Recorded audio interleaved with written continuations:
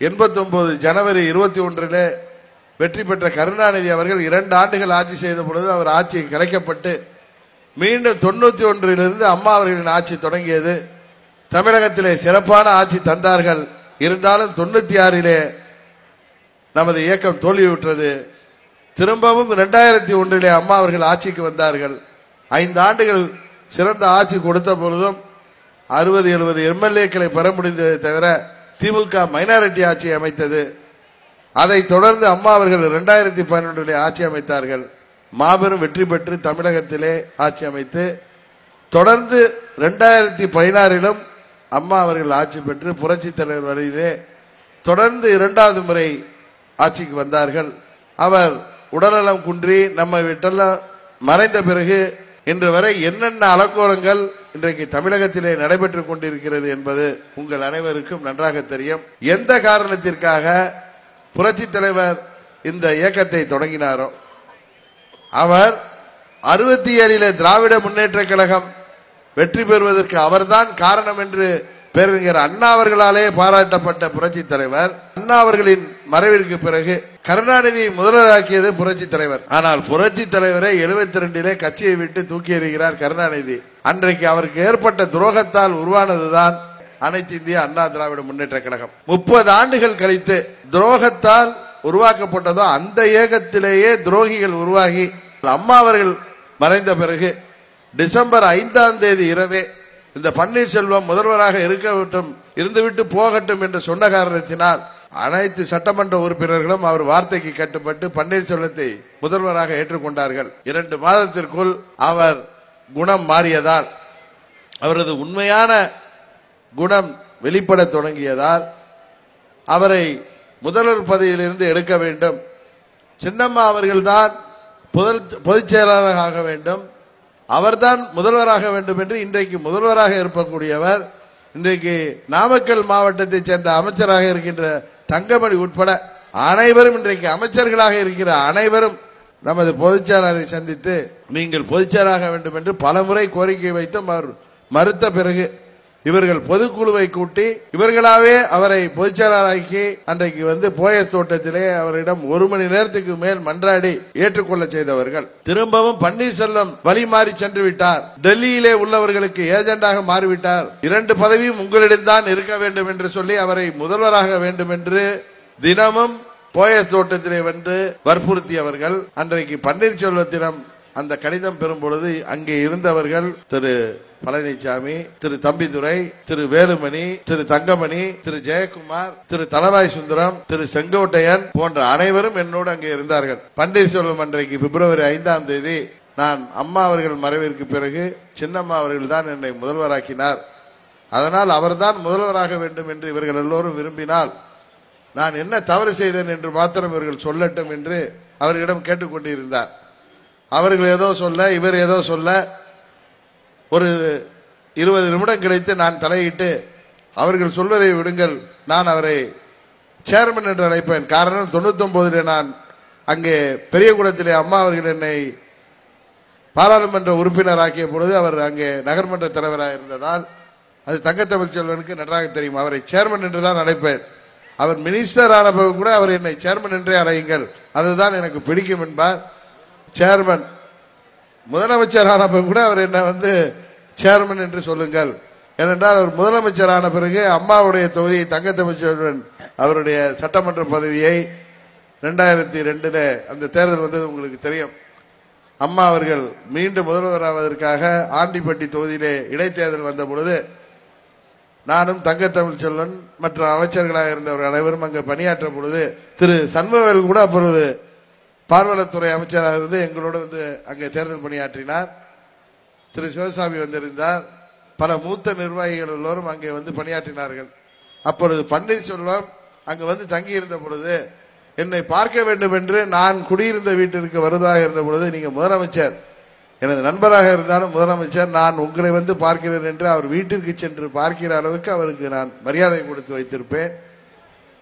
அந்த 10 ஆண்டுகள் நாங்கள் இருந்தவரை என்னிடம் மிகவும் மரியாதையாக இருந்தவர் காலப்போக்கிலே மாறிவிட்டார். இருந்தாலும் அன்றைக்கு நான் பிப்ரவரி 5 நீங்கள் இவர்கள் எல்லாம் சொல்வதை விடுங்கள், நீங்கள் கடிதம் கொடுங்கள், இவர்களுடைய கோரிக்கையை ஏற்று நாம் சின்னம்மாவை முதல்வராக்குவோம் என்று சொன்ன உடனேயே வீட்டிலிருந்து அவருடைய லெட்டர் பேரை கொண்டு வர செய்து கையெழுத்திட்டு அவரே அங்கிருந்த அவரது செக்ரட்டரிஸ் இருந்தவங்களை விட்டு தலைமைச் செயலகத்திலிருந்து கவர்னருக்கு ரிசைனேஷன் லெட்டரை அனுப்பிவிட்டு அன்று மதியமே நடந்த சட்டமன்ற உறுப்பினர் கூட்டத்திற்கு அவரே பொதுச்செயலாளர்களை தலைமை கழகத்திலே முதல்வராக முன்மொழிந்து விட்டு அன்று மாலை திரும்பவும் எங்களோடு வந்து நீண்ட நேரம் இருந்துவிட்டு 7ஆம் தேதி நாங்கள் எல்லோரும் சென்று கவர்னரை சந்திப்பதற்காக நேரம் கட்டியிருந்த பொழுது 6ஆம் தேதியும் எங்களோடு இருந்துவிட்டு 7ஆம் தேதி இரவு திடீரென்று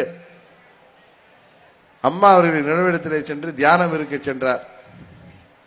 தியானம் இருந்துவிட்டு அடுத்த நாள் அவர் தொலைக்காட்சி பேட்டியில் கூட அவர் ஒழுங்காக பேசிவிட்டு காலப்போக்கிலே நம்மை எல்லாம் எதிர்த்து அன்றைக்கு அந்த தீர்ப்பு வந்த பொழுது அம்மா அவர்களுக்கும் சேர்த்து தண்டனை வந்த தீர்ப்பிலே அவர் வீட்டிலே வெடி போட்டு வெடித்து அவரை பாரதிய ஜனதா கட்சி ஆதரிக்கின்ற காரணத்தினால் அவரோடு ஒரு 10-11 சட்டமன்ற உறுப்பினர்கள் சென்றார்கள். காரணம் அவரை முதல்வராக்கி விடுவார்கள் என்று.